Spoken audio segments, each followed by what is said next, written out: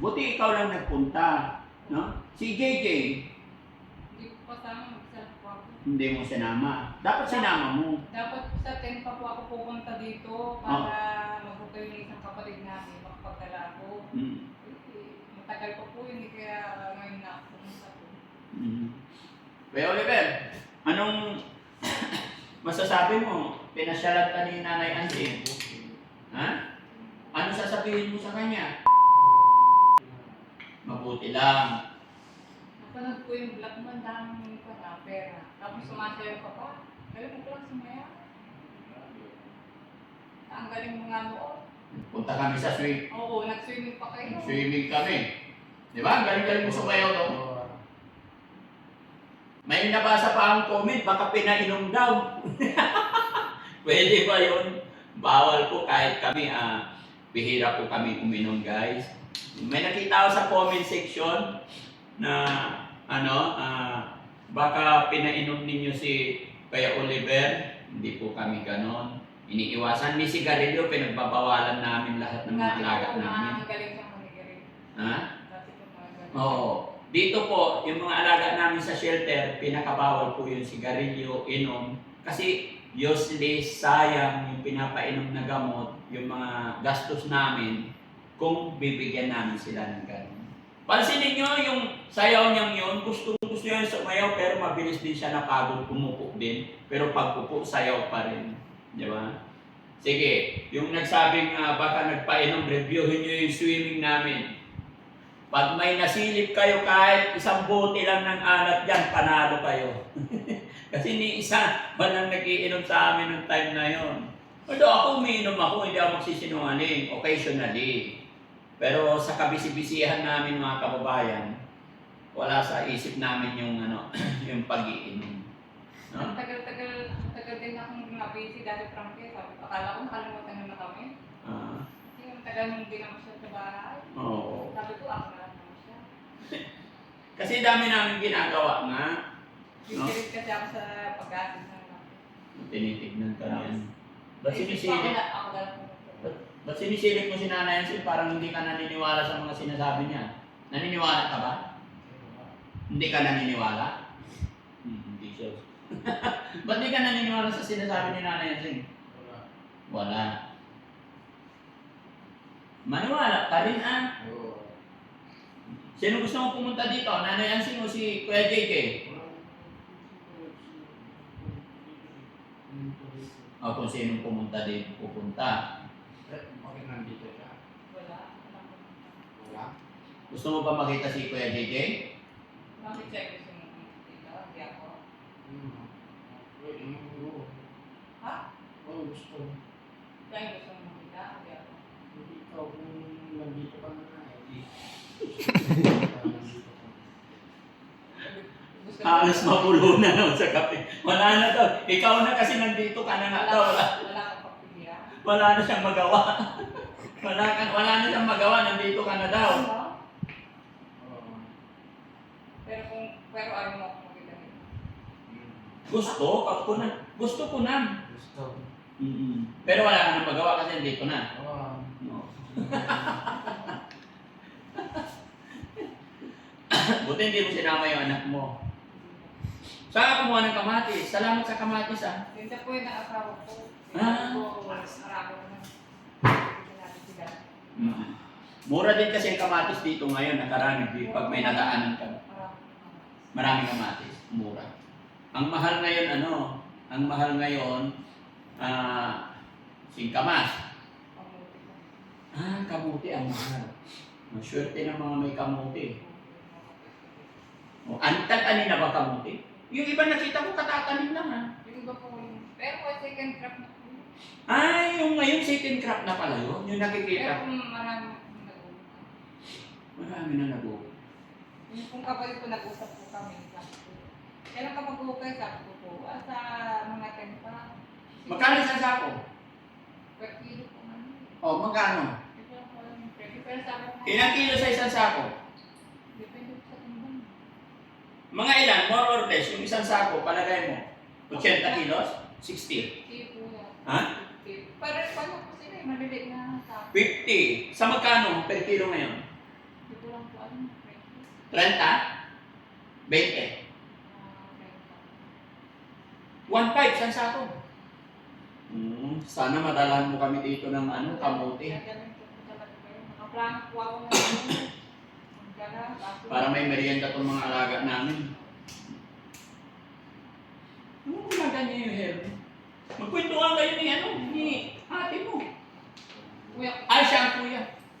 Mas matanda ka ng konti. Mas matanda ka ng konti. mas matanda lang po yung Pero mukhang mas bata siya. Bakit? Saan ka na-stress? Ano pa ba iniisip mo? May mga anak po. Puro ka naman anak, okay naman, may trabaho naman yung asawa mo. Di ba? Tapos may yero ka na. Ano pa iisipin mo? Minsan kasi po, minsan wala pong tigay na sa Ha? wala pong tubo minsan. Minsan walang tubo. Ganun talaga ang negosyo. Minsan panalo, minsan importante araw-araw may trabaho. Minsan naano sa kan. Nag-aalak yung asawa mo. Nagiinom. Wala talaga mangyayari pag nagiinom. Minsan ako mag-away kami. Sinuntok ako minsan. Hindi ko nag-ipablaker.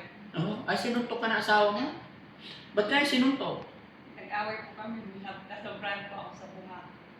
Mabunganga ka siguro. Saan ka niya sinuntok? Sulok ako. Hindi ko na nga po ipablaker. Kasi iisip ko lang po yung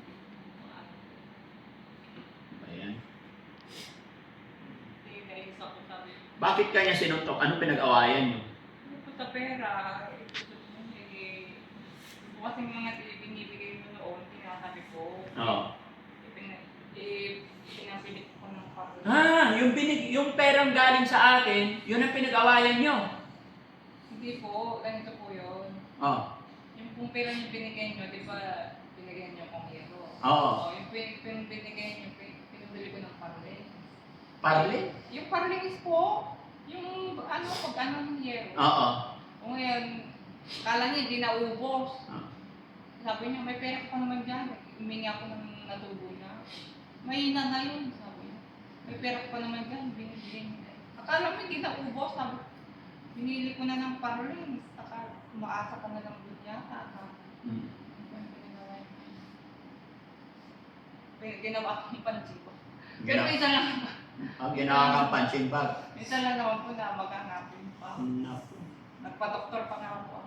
Napasama pala yung pagbigay ko ng pera. Yung unang-unang bigay ko 10,000.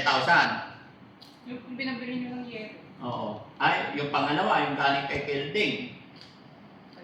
Wala na po yun. Okay na yun. Basta huwag na kayo mag-away. Nasasanay na po yata na kahit sabi niya, kahit hindi na siya magbigay, okay na lang kasi may biro pa naman ako natabi. Akala niya hindi na po naubo. Aba, umaasa ka na lang yata. Ako naman. Ayos lang sa'yo na hindi magbigay. Ano ba binibenta-benta ng asawa mo? Gulay po. Gulay, mga kamatis, gano'n. Talo. Talong. Di ba maganda ang kitaan pag mga gano'n? Meron pong araw na hindi naman. Alam mo, sa Makati, namimili ako ng gulay dito sa Bayambang. Bibili ako kamatis, kung ano yung nakita kong mura na gulay, kamatis, kalabasa, luya. Tapos tinatambak ko yan doon sa Makati. Ang dami akong customer noon. Ako ang namimili dito, tapos ang nagbibenta noon yung asawa ko, tapos may mga staff din ako. Maganda ang tubo sa gulay, guys. Hindi pare-pareha. Hindi, maniwala kayo sa akin. Galing ako ng Pangasinan, mamimili ako ng witness yung mga yan, yung mga driver ko. Dadaan kami dyan sa bagsakan, itataon ko na bagsakan. Pupunuin ko ng gulay yung 100 kilos na kamatis, tapos kalabasa, tapos sakto, kung madaling araw, i-display na ng asawa ko. Maganda ang tubo, doble. Yun ang kailangan on hand ka. Minsan po napapatantaan ko na. Ayun ang problema, walang mangyayari ang negosyo talaga pag may bisyo. Sira ko yung motor namin. Walang mangyayari talaga. Pag nagnegosyo ka, walang halong bisyo talaga. Negosyo lang. Paikutin mo lang ng paikutin, makikita mo. Pero kung nagnegosyo ka, namuhunan ka ng 1.5, nakabinta ka ng 1.6, tapos iinom ka na, o nabawasan mo ng 600, di short na yung puhunan mo, hindi. Kung ano yung negosyo mo, yung pinuhunan mo, ipaikot mo na ipaikot. Yun ang negosyo. Di ba?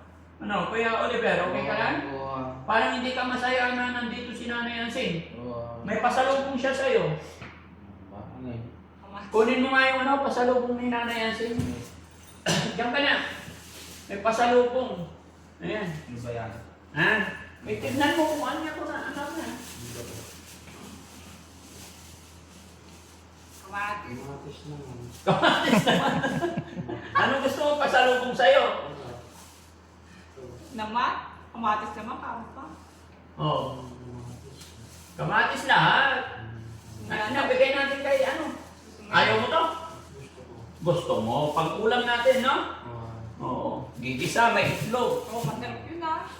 Basta ganun ay dapat yung negosyo ng asawa mo, huwag sasamahan ng inom kasi talo sa negosyo. Yun nga po ang sinasabi ko sa Di ba kayo, di ba? Sabi ko nga po sa kanya, hindi porke may tumutulong sa ate.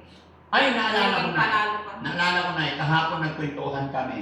Sabi niya, pag umuwi daw siya doon sa inyo, ay doon sa lugar ninyo, parang hindi niya alam na namatay na yung nanay at tatay niyo. Uuwi daw siya sa bahay ng tatay-nanay niya. Patay na si Matata. Si Ina. Kaya Oliver, di ba sabi mo uuwi ka sa bahay ng nanay mo? Eh namatay na daw yung nanay at tatay mo eh. Hindi ko. Patay na sila. Lapit ka ate, kausapin mo. Patay na sila. Yung bahay natin, doon ako nakatira ngayon. Kami ng mga anak ko. Kasi pinagawa ko ngayon. Bakit? Hindi mo ba alam? Ibig mo sabihin na, nung nakatira pa ang nanay at tatay nyo, hindi pa ganun yung bahay na yun. Pupugan ko, wala pong bintana. Wala pong pintuan. Kawayan lang po. So ikaw na ang nagpagawa, tinuloy mo. Kasi nung unang vlog natin, sabi mo, pag gumaling si Kuya Oliver, doon tutuloy kasi kanya yung bahay. Oo nga po, yun pong sinabi ko. Oh. Di ba pinaresinta ko pa po na dito po yung isang kwarto na bakante. Nagalit po yung mga tao sa... Sinabi ko lang naman po na tumutuloy yung bubong, pati po sa... Hindi, kasi ang expected kasi ng mga tao, kasi sinabi mo nung una na yun ay family house at bunso siya, sabi mo kasi na sa kanya yung bahay. Kaya nagalit yung mga tao kasi nung sinabi mo pagawan na lang siya ng bahay, kumbaga naguluhan sila. Kanino ba talaga yung bahay? Dati po kasi family house po namin yun. Oh. Mga magulang po, wala na po sila. Pinagawa naman po siya ng kulungan ng nanay ko. Kaya pinagawa ko na po yun. Nirenovate ko na po. Tapos, pinisinta ko po yung isang kwarto. Pinabot ko po ng putas yung bubog, pati sa kainan.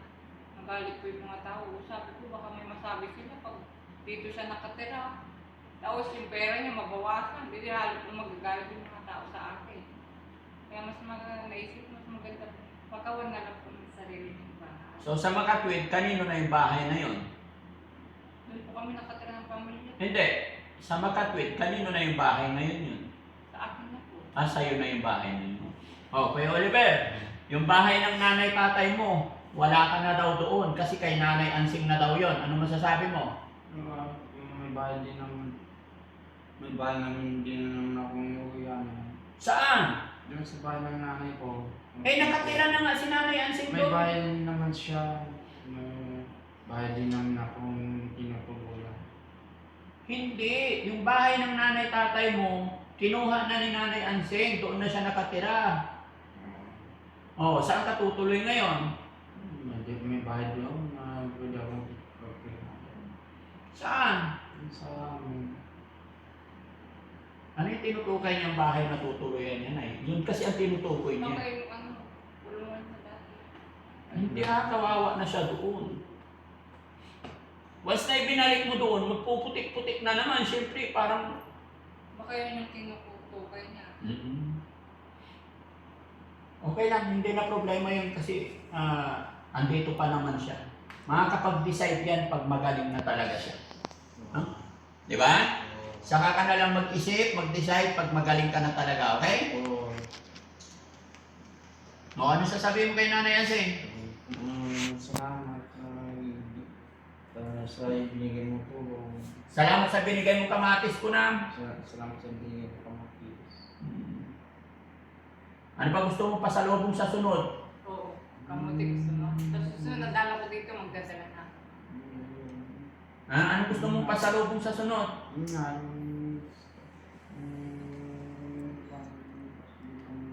Ano gusto mong kainin? mga pagkain. Ano kain? Oo, pagkain na lang, huwag kamatis, no? Oo. Pero thank you pa rin.